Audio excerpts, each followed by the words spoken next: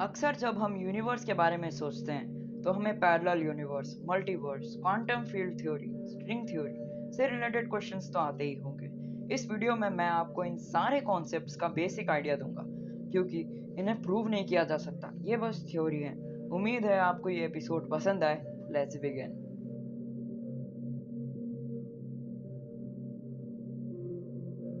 Parallel universe एक बहुत ही confusing theory है। जैसे माइकल मॉर्कॉक ने एक साइंस फिक्शन नॉवल में कहा था। वो साइंस फिक्शन नॉवल का नाम सनडेड वर्ल्ड्स था और वो 1963 में पब्लिश हुआ था।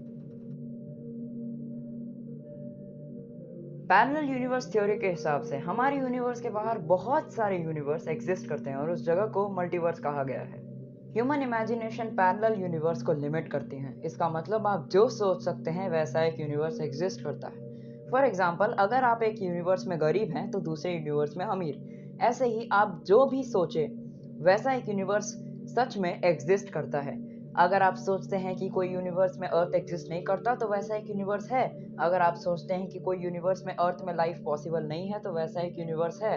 अगर आप सोचते हैं कि एक यूनिवर्स में ह्यूमंस को सरवाइव करने के लिए प्लांट्स की जरूरत नहीं है तो वैसा एक यूनिवर्स है।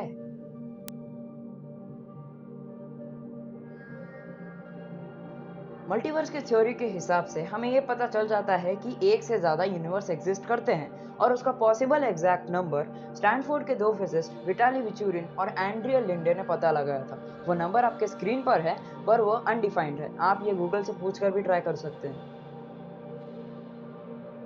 एवरीथिंग इज कनेक्टेड थ्योरी को एक्सप्लेन करने के लिए मेरे पास एक बहुत ही अच्छा एग्जाम्पल है।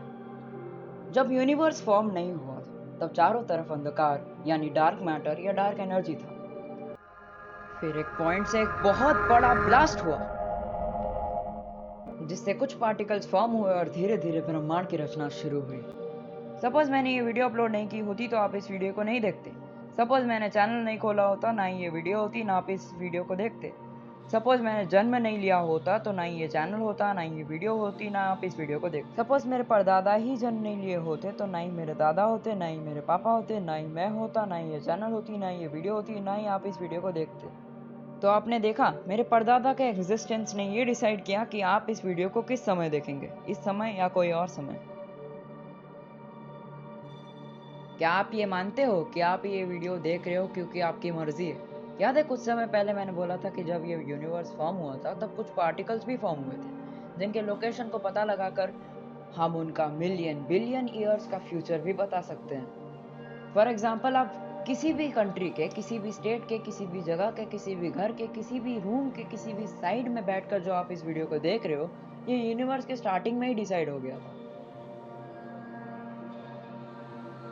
कुछ साइंटिस्ट पैरेलल यूनिवर्स थ्योरी में विश्वास नहीं रखते हैं क्योंकि इसे प्रूव करने का कोई तरीका नहीं है, और जो लोग इस थ्योरी पर विश्वास रखते हैं वो भी इस थ्योरी को प्रूव नहीं कर सकते। इसलिए ये पूरी तरह से आप पर है कि आप इस थ्योरी पर मानते हो या फिर नहीं। नीचे कमेंट करें।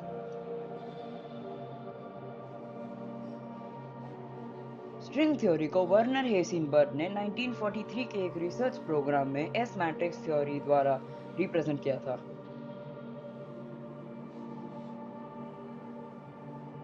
जॉन आर्किबेल्ड व्हीलर ने 1937 में एस मैट्रिक्स थ्योरी या एम थ्योरी का इंट्रोडक्शन दिया था।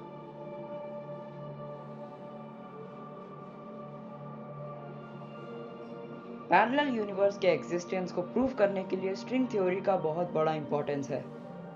आइए बात करते हैं स्ट्रिंग थ्योरी के बारे में। हमें पता है कि किसी भी मैटर को अगर तोड़ा जाए तो हमें एंड रिजल्ट में एटम्स मिलते हैं। एटम्स के अंदर हमें न्यूट्रॉन और प्रोटॉन का एक कॉम्बिनेशन मिलता है जिसे हम न्यूक्लियस कहते हैं, और उसके आजू बाजू इलेक्ट्रॉन रिवॉल्व करते रहते हैं। अगर हम उस कॉम्बिनेशन के भी अंदर जाएं तो क्लासिकल फिजिक्स के अनुसार हमें एलिमेंट्री पार्टिकल्स मिलेंगे, लेकिन उसके आगे क्लासिकल फिजिक्स नहीं जा सकता। इसलिए हम क्वांटम फिजिक्स का यूज करेंगे और उसके आगे हमें एक एनर्जी मिलेगा जिसका अपीयरेंस स्ट्रिंग जैसा होगा। वो एक लाइन भी हो सकता है या फिर वो एक सर्कल भी हो सकता है, और ताज्जुब की बात यह है कि उसका शेप हर बार डिफरेंट होता है।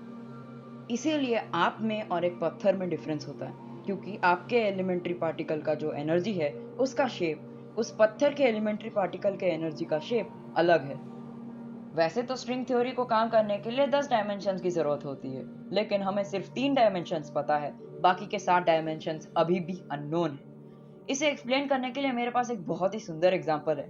जैसे आप एक वायर को देखते हो तो आपके लिए वो 1 डायमेंशन है, पर एक चींटी के लिए वो 3rd डायमेंशन है। इसका मतलब जो डायमेंशन हमसे बड़े हैं वो हमें दिखते हैं, मतलब वो हमें पता है, और जो डायमेंशन हमसे छोटे हैं वो अभी भी अननोन है।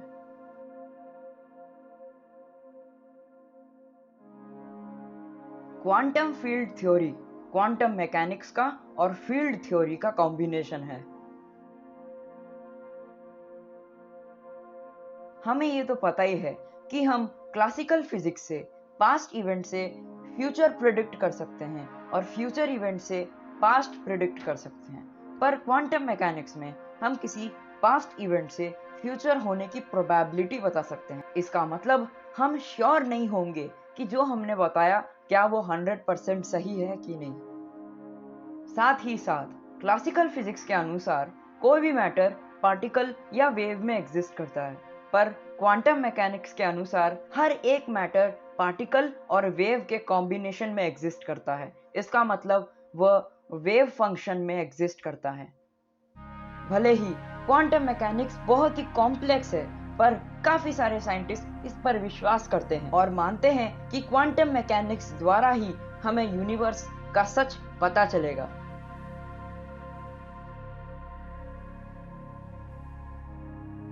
क्या आप मानते हैं कि कोई जगह पूरी तरह से खाली हो सकती है? इसे एक्सप्लेन करने के लिए मेरे पास एक बहुत ही अच्छा एग्जांपल है। जैसे अगर हम दो मैग्नेट को एक साथ रखते हैं तो वह कुछ देर बाद चिपक जाते हैं। आपने ऑब्जर्व किया होगा कि जब हम इन दोनों को एक साथ रखते हैं तो उनके बीच में खाली जगह था। उस खाली जगह में मैग्नेटिक फील्ड था जो इन दो मैग्नेट को अट्रैक्ट कर रहा था। माना जाता है कि क्वांटम फिजिक्स भी हमें यही कहता है। क्वांटम फिजिक्स कहता है हर एक फोर्स का खुद का एक फील्ड होता है जिसे हम फील्ड एनर्जी कहते हैं, और इसी तरह बनता है द फील्ड थ्योरी।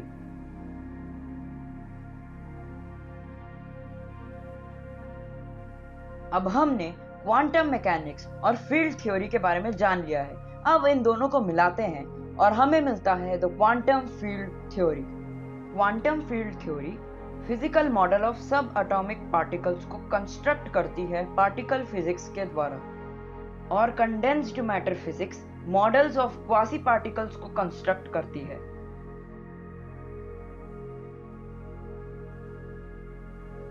एंड में मैं आपसे कहना चाहूंगा कि ये सब बस थ्योरी है। ये पूरी तरह से आप पर डिपेंड करता है कि आप इन पर मानो या ना मानो। उम्मीद है आपको ये एपिसोड पसंद आया हो, तो make sure to drop a like, share and subscribe. Thanks for watching. Bye.